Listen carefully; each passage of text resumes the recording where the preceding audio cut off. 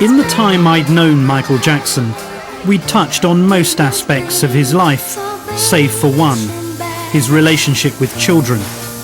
For me, perhaps the most disturbing aspect of his life story. As he often does, he'd invited a group of disadvantaged children to Neverland. They couldn't believe their luck. As you come down this way, you're going to see the game room is right there. See where that big machine is inside? That's where I play all my games. And that's the tennis court. I'll be there to comfort you. Fill my world of dreams around. Ooh, hold on. Tell them hold on. Don't fall out. Oh my God, if you dance too, I'll dance with you guys. I dance too. Because I'm kind of shy. You're gonna dance for us? You gotta dance with me. Yeah, teach us how to do the moonwalk. Oh, you know how to do the moonwalk. I learned it from you guys. What's over there? Oh, don't stand up yet. Hold on. I'm pretty bad. Okay, don't stand up yet. It's gonna jerk. It's gonna jerk. It's gonna, one little jerk. Okay. Okay, now you can go. But don't run. Whatever you do, don't run. Let me fill your heart with joy.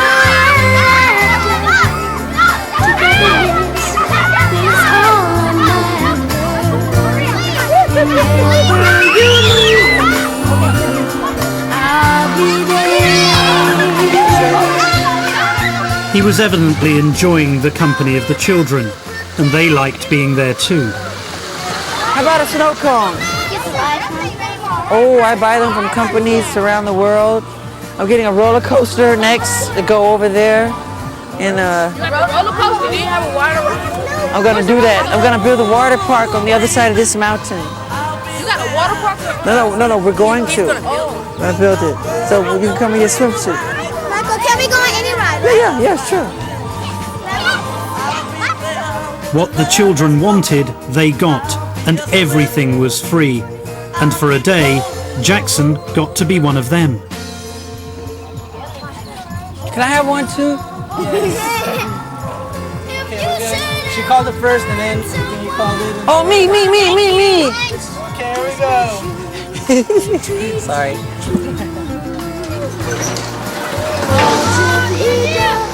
The problem was, I, like everyone, knew that 10 years ago, children were being invited to sleep over at Neverland. One of them, a 13-year-old boy, accused Jackson of sexual abuse, a claim that cost him millions of dollars. I'd assumed that now he'd be more cautious. But to my utter astonishment, I discovered that children were still sleeping over, sometimes in his house, sometimes in his bedroom. And then I met 12-year-old Gavin and his brother and sister. Gavin met Jackson 2 years ago after he'd been told he was dying of cancer. Your left, right, get on down, your left. What is it, Gavin, about Michael that makes him connect so well with children? What is it? Because he's really a child at heart. He acts just like a child. He knows how a child is. He knows what a child thinks. See, because I think that you don't necessarily have to be a child just because society says 18 and up, you're adult. That doesn't really matter. You're an adult when you want to be one.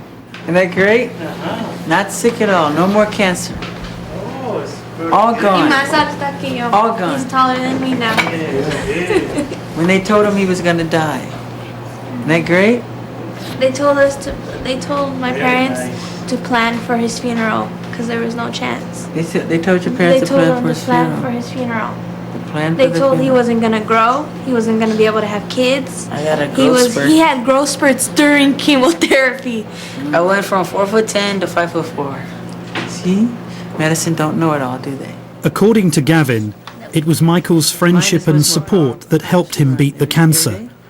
They've remained close friends ever since. I was running to my When you stay here, do you stay in the house? Does Michael let you enjoy the whole premises? There was one night I stood in there. I asked him if I could stay in the bedroom. Hey, let me stay in the bedroom. And I was like, Michael, you can sleep on the bed. And he was like, no, you sleep on the bed, sleep on the bed. We're like, no, you sleep on the bed. And then he finally said, okay, if you love me, you sleep on the bed. I was like, oh man. And so I finally slept on the bed. But it was fun that night. I slept on the floor. Was it sleeping bag? Nah, he packed the whole vest of blankets on the floor. What? But Michael, you're a 44-year-old man now. What do you get out of this? What do you get out of this? He's 4. Yeah, I'm 4. I love. I think what they get from me, I get from them. I've said it many times. My greatest inspiration comes from kids. Every song I write, every dance I do, all the poetry I write, is all inspired from that level of innocence, that consciousness of purity. And children have that. I see God in the face of children. And I just love being around that all the time.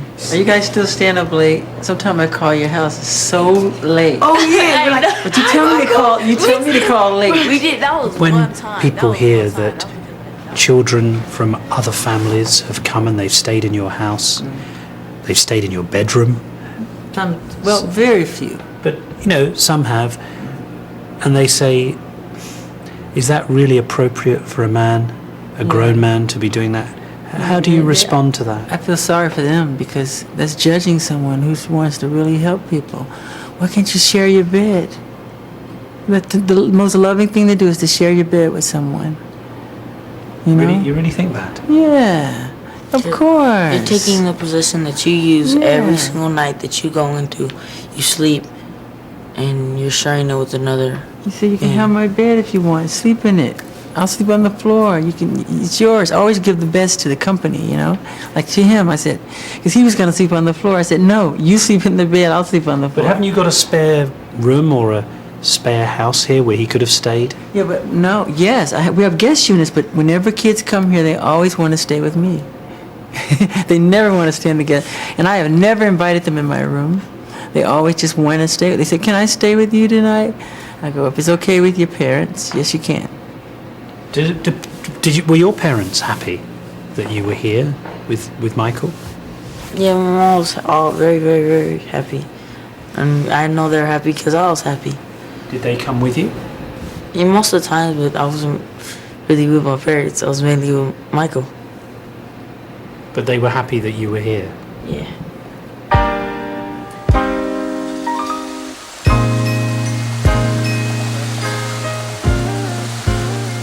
I felt very uneasy after this conversation. I knew I had to confront Jackson about what I thought was an obsession with children. It just couldn't be avoided. Early in the new year, Jackson agreed to what would be our final meeting, this time in Miami, Florida. There were unanswered questions, lots of them, areas of his life about which I felt he'd been less than honest. His face, his denials about plastic surgery, his relationship with Blanket's mother, and of course, I also wanted to return to the Neverland sleepovers. Confronting him wouldn't be easy, but now it had to happen. Makes it all so very As we prepared for the interview, the atmosphere was unusually tense. This time, Jackson had flown in his own lighting expert. Maybe there was a reason for that. Cosmetic surgery was to be the focus of some difficult questions. When we were talking some time ago, you talked about how when you went through adolescence, Yeah, you had a terrible time. yeah. And in fact, I had a look at some pictures of you during that period. And you did have a lot of spots. Yeah.